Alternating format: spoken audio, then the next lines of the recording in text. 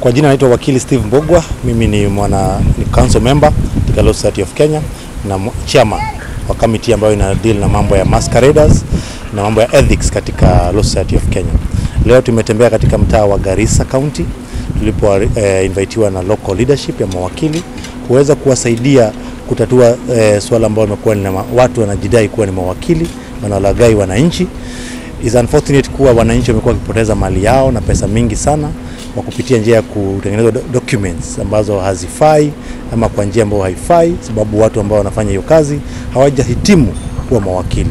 Chama cha mawakili nchini tumekuwa tukifanya operations throughout the country na tumekuwa katika counties zingine.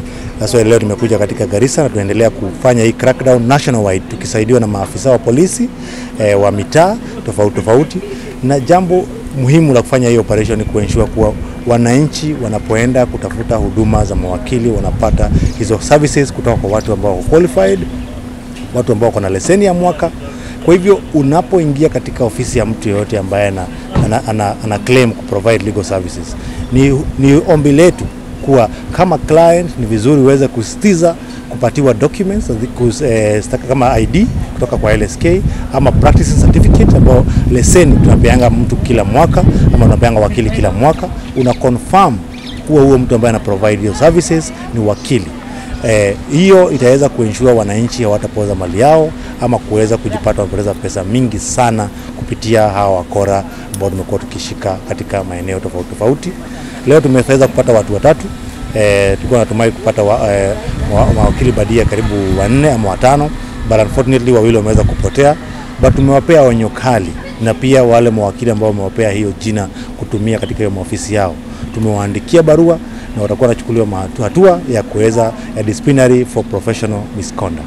Kwa hivyo ninawahimiza na tunaomba watu the members of the public, tafadhali unapotafuta services za wakili hakikisha kuwa ule mtu ambaye anakuprovide hizo services ni wakili, sababu ukienda vibaya ujipate kotini hizo documents zimetengenezwa na huo jamaa ama na huo madam ambaye si wakili, hazitaweza kusaidia katika kudefend ama kuprotect mali yako ama property zako. Jina Zulfa Roble, mimi ni wakili hapa Garissa na pia mimi ni mmoja wa baraza kuu la mawakili hapa Kenya. Tumekuwa na shida hapa Garissa ya watu ambao sio mawakili wanafungua ofisi na kuwahadaa na kuwalaghai wananchi kuwa wao ni mawakili, wanawalipisha, wanachukua pesa zao na hawawezi kuwashughulikia vile inafaa washughulikiwe na wakili. Na ni jambo ambalo limekuwa likitutatiza muda mrefu, na pamoja na wenzangu baraza la mawakili Kenya, chama kuu cha mawakili LSK imekuwa kifuatilia, na tunashukuru sana kwa leo wale ambao wanahusika wameweza kukamatwa, na tunatumai kuwa watafikishwa mahakamani kesho kujibu mashtaka ya makosa ya kuhadaa wananchi kuwa wao ni mawakili ilhali wao sio mawakili.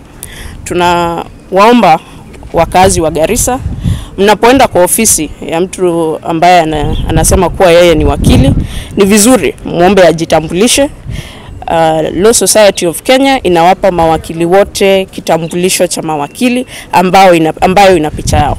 Hivyo ndio njia ambayo unahakikisha kuwa yule ambaye anakushughulikia ni wakili na ni mtu ambaye ana elimu ya kuweza kukusaidia kwa shida yako. Tumeona watu wengi wamepata shida sana kwa sababu wanatayarishiwa stakabadhi ambazo hazifai kwa njia ambayo haifai, kisha ikienda pale mbele wanashindwa kesi zao, ikiwa ni stakabadhi za ardhi inakuwa sio sawa, inabidi sasa tena wanarudi kwetu, lakini wakati ule wamepoteza muda na pesa.